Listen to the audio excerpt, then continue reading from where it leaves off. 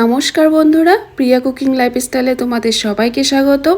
আজকে আমি তোমাদের সঙ্গে একটা নতুন রেসিপি শেয়ার করব। তো আজকে আমার রেসিপি নিরামিষ বাঁধাকপির মুড়ি ঘন্ট। যারা সম্পূর্ণ নিরামিষ খাও বা নিরামিষ দিনে এইভাবে কিন্তু বানিয়ে খেতে পারো।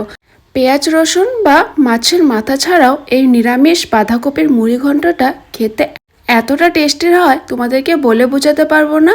তো তোমরা ভিডিওটা স্কিপ না করে লাস্ট পর্যন্ত দেখো, আর রেসিপিটি ভালো লাগলে চ্যানেলটি সাবস্ক্রাইব করো।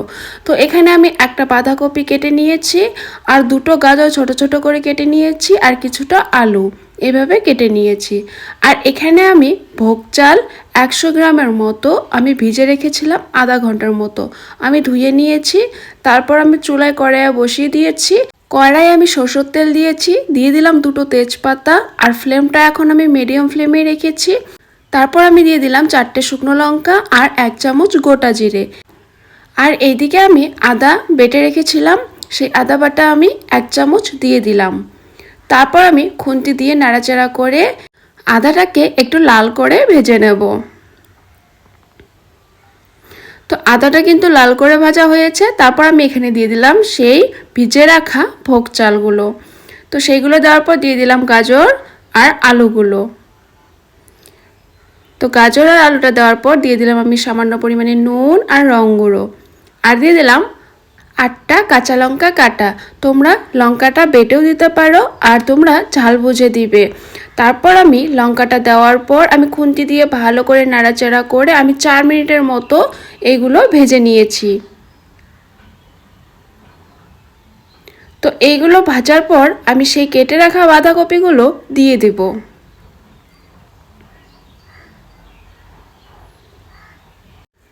তো বাঁধাকপিটা দেওয়ার পর আমি এখন দিয়ে দেবো স্বাদ মতো নুন।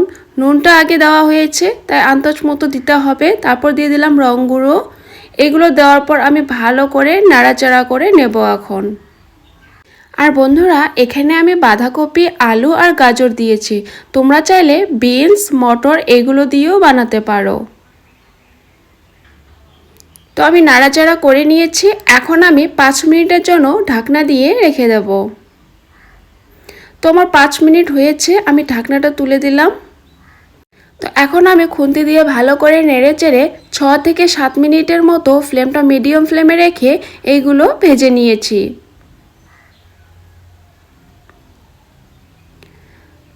তো ভাজার পর আমি এখানে বেটে রেখেছিলাম আদা আর জিরে, সেই আদা বাটা জিরে বাটাটা দিয়ে দিলাম।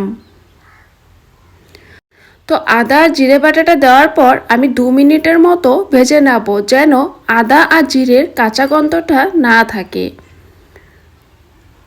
তো আমার ভাজা হয়েছে।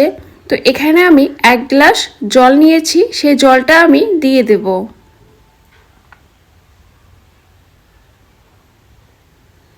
জলটা দেওয়ার পর আমি একটু ভালো করে নাড়াচাড়া করে আবার 5 মিনিটের জন্য ঢাকনা দিয়ে রেখে দেব, সেই ভোগ চালটা আর আলুগুলো সেদ্ধ হওয়ার জন্য। তো আমার 5 মিনিট হয়েছে, আমি ঢাকনাটা তুলে দিয়েছি। দেখো কত সুন্দর হয়েছে, চালগুলো সিদ্ধ হয়েছে আর আলুটাও সেদ্ধ হয়েছে। তো নাড়াচাড়া করে নেওয়ার পর আমি গরম মশলা বাটা দিয়ে দিলাম। তো গরম মশলাটা দেওয়ার পর আমি আরও 2 মিনিট জাল করে নেব। আর বন্ধুরা, এই নিরামিষ মুড়ি ঘন্টটা খেতে খুবই টেস্টি হয়। তোমরা কিন্তু ঘরে অবশ্যই ট্রাই করো, আর খেয়ে কমেন্টে জানিও কেমন হয়েছে। তো তোমরা দেখেই বুঝতে পারছো খেতে কতটা টেস্টি হবে। তো আমার 2 মিনিট জাল করা হয়ে গেছে। এখন আমি দিয়ে দেব 2 চামচ ঘি। যেহেতু এখন শীতকাল, ঘিটা জমে গেছে, আমি 2 চামচ দিয়েছি। এই ঘিটা যদি গলিয়ে নেওয়া যায় তাহলে কিন্তু 4 চামচের মতো হয়ে যাবে। তো ঘিটা দেওয়ার পর আমি ভালো করে নাড়াচাড়া করে নেব। নাড়াচাড়া করে আমি নামিয়ে নেব। আর যেহেতু নিরামিষ ঘন্ট, ঘিটা তো দিতেই হবে, খেতে ভালো লাগবে। তো ঘিটা দেওয়ার পর আমি একটু নাড়াচাড়া করে নিয়ে তারপর নামিয়ে নিয়েছি। তো তোমরা দেখতে পারছো কত সুন্দর হয়েছে, আর খেতে কতটা টেস্টি হবে। আর ঝট করেও হয়ে যায় এই নিরামিষ বাঁধাকপির মুড়ি ঘন্ট। আর তোমরাও ঘরে অবশ্যই বানিও, আর খেয়ে কমেন্টে জানিও কেমন হয়েছে। আর রেসিপিটি ভালো লাগলে চ্যানেলটি সাবস্ক্রাইব করো।